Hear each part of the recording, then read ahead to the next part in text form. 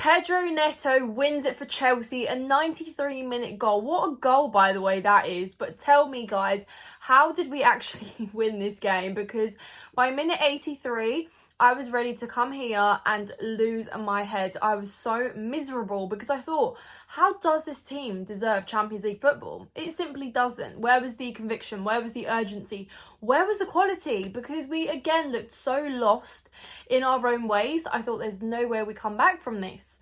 And so we did. So thank you very much, Tyreek George and Pedro Neto, the stars of today's show. So we have to walk away happy, I guess, because we got the job done. I mean, after, losing to Ipswich, well, I say losing, we drew. It does feel like a defeat anyway, though. But after dropping as many points as we have, there is literally no room left for errors. And this game, if we had lost again today, that's it. No chance. And there's probably people out there that think, oh, you're surely not believing that we still make the Champions League spots.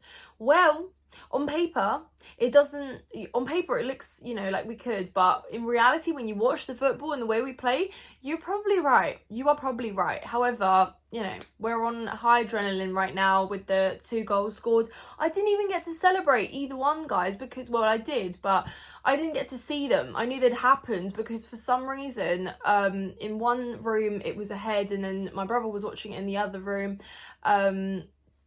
Yeah, I don't know, it was a mess, but I knew that we'd scored both times, and my mum came in after she knew I was fuming in the living room and just looked at me like this when Neto had scored. So I knew that we'd scored, but you know what I mean, guys. Anyway, it was a bit of a crazy one.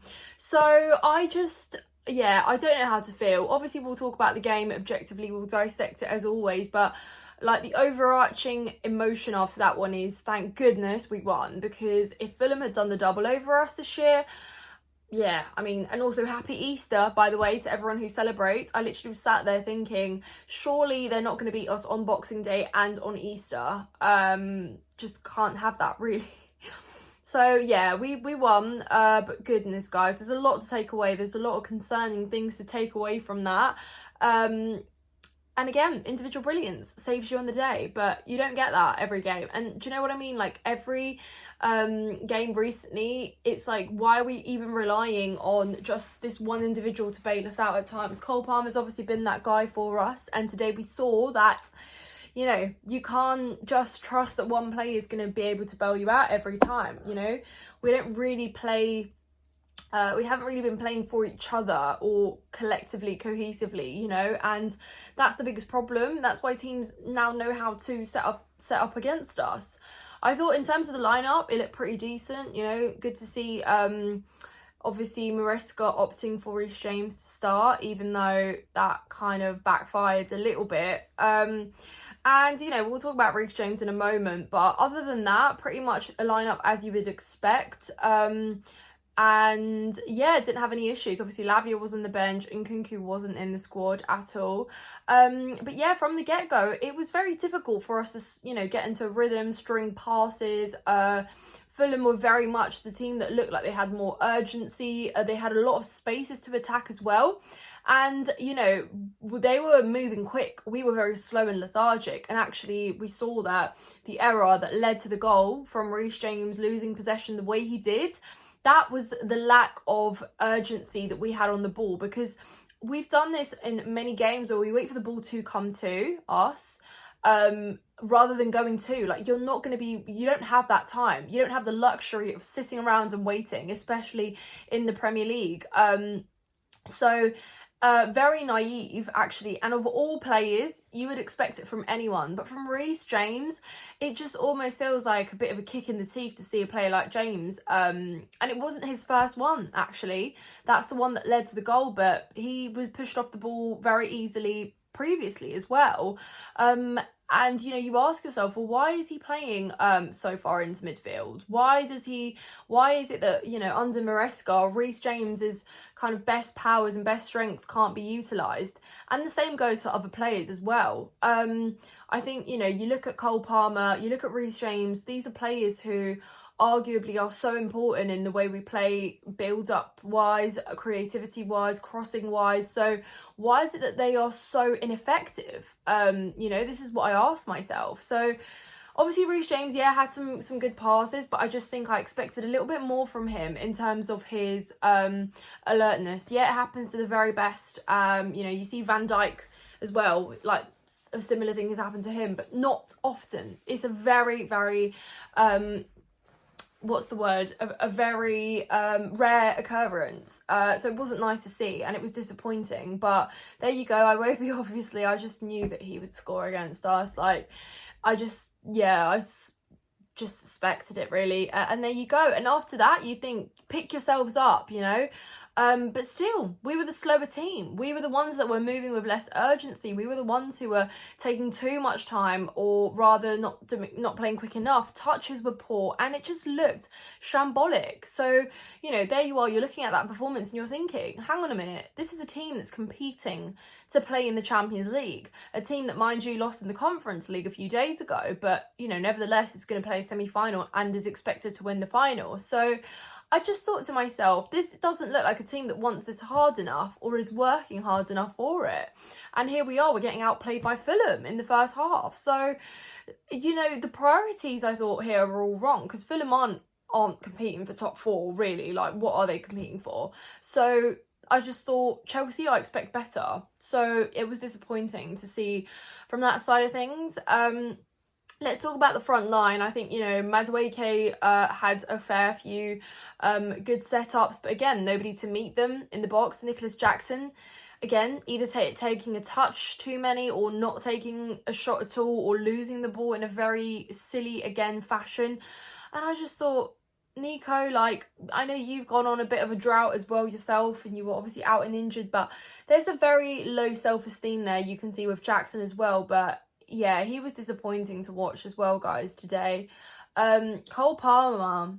What has happened to Cole Palmer, guys? Can we talk about this? Because every single game that passes, we just say, oh, you know, he's going through a rough patch and he's allowed to have a rough patch, and, you know, he looks like he's void of confidence. But Palmer I've never seen him get dispossessed so easily. I've never seen him overthink things so much as he does nowadays. And I just, yeah, he looks like a shadow of himself. And that shot he took in the second half as well, guys. I mean, I'd expect that from Jackson maybe, but a shot like that from Palmer, yeah, it's just not like him, guys. Really, really not like him. So that's a big thing, isn't it? So a lot of fans were actually unhappy to see Madueke come off as opposed to Neto. Obviously, Sancho came on with gusto.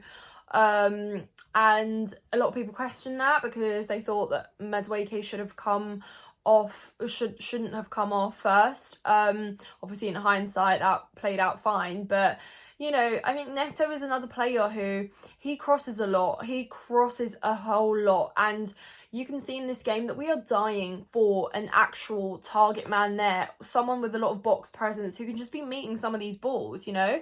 Because it's one thing to be meeting those balls and then not going in the back of the net. But when there's nobody in there in the first place to meet those balls and have their, you know, try their luck at goal, then it just is very futile to put those crosses in the first place. So that's the thing, because Neto's assists and G&A could be so much further up if we did have an actual box presence and an out-and-out number 9 playing for the majority of the season. So yeah, it was very visible from that side of things. I think when Sancho came on, it was good to see him try his luck. He had a shot from range, again, like a similar one that he scored against Ipswich. But, you know, I think technically he's good on the ball, but it was a little bit too, I guess, late for him to get into the rhythm of the game, and the players around him were struggling too. But I guess, you know, maybe Fulham run out of a bit of steam. We capitalised on, well, the equaliser maybe caught them a little bit off guard. So to then go on and fight for that winner was really good to see. Tyreek George coming on and, of course, getting his first Premier League goal. I mean, just so nice from an individual point of view. But I thought to myself, surely we don't have 19-year-old Tyreek George salvaging a point here at Craven Cottage for us in our hopes to pursue Champions League football. Like, I just thought to myself, is that great, or is it really poor? A bad look for us with the amount of money we've spent to have Tyreek George saving Chelsea in this game. But I'm glad that he got to enjoy his goal, and then it meant that we actually went on to win it, because I'm sure, you know, he himself was going to be a lot happier that obviously Neto got the goal he did after. So yeah, really, really nice from an individual standpoint. And then the build-up, guys, for Pedro Neto's goal. That was very clever. I think Enzo Fernandez and Moises Caicedo, give yourselves a pat on the back for that, because that was great chemistry there in the build-up for it. And then, my goodness, just what an absolute hit that was from Pedro Neto. Like, the skill, the turn and the shot, it was just a perfect finish. So definitely up there with one of the best goals we've scored. I know they don't really come as a given recently, but guys, we could not have afforded to lose that game. So yes, there are so many questionable things in there. Some may argue, do we even deserve Champions League football? Like, or shall we just save ourselves the embarrassment? Because some of the football that we're playing is just no way near good enough for anything that you will come to play against in the Champions League. So it's like, people are in two minds. Do you just take the humble pie and kiss Champions League goodbye because we're not good enough? Or do you just go out there and fight with every urge to get in the Champions League? Definitely needs to be the second one, because what the hell? And, you know, we just cannot afford to not secure Champions League football. Do you know what I mean? Because, yeah, that's going to be dark. But to be fair, guys, the amount of games we've lost and the amount of mistakes we've made to even be considered still as top 5 contenders, and for the first time in English football to have 5th securing your Champions League football as well, it's like, how many more open doors do you need? Like, how many more steps do you need to actually, like, take your chance and just, yeah, secure what is being given to you on a silver plate, pretty much. So that's on us. How badly do you want it, Chelsea? Well, let's go over and see, because these are the 2 games that, again, in this run, you looked at and said, these must be 3-pointers. Ipswich flopped big time. So today, if Fulham had beaten us, or even if we'd drawn again, this simply wasn't good enough. But 3 points secured, so move on to the next quest. It's going to be difficult, guys, isn't it? It's going to be difficult. But, yeah, obviously Everton next, isn't it? Everton at home. Well, how far and low we've dropped from the time we played Everton when we had a chance to go top of the table to now being where we are, fighting and clawing our way up. But yeah, guys, let me know how you lot are feeling in the comments down below. Again, happy Easter to everyone celebrating. Gonna go enjoy some nice dinner with family and eat some good food, and at least know that Chelsea didn't lose today. That's a comforting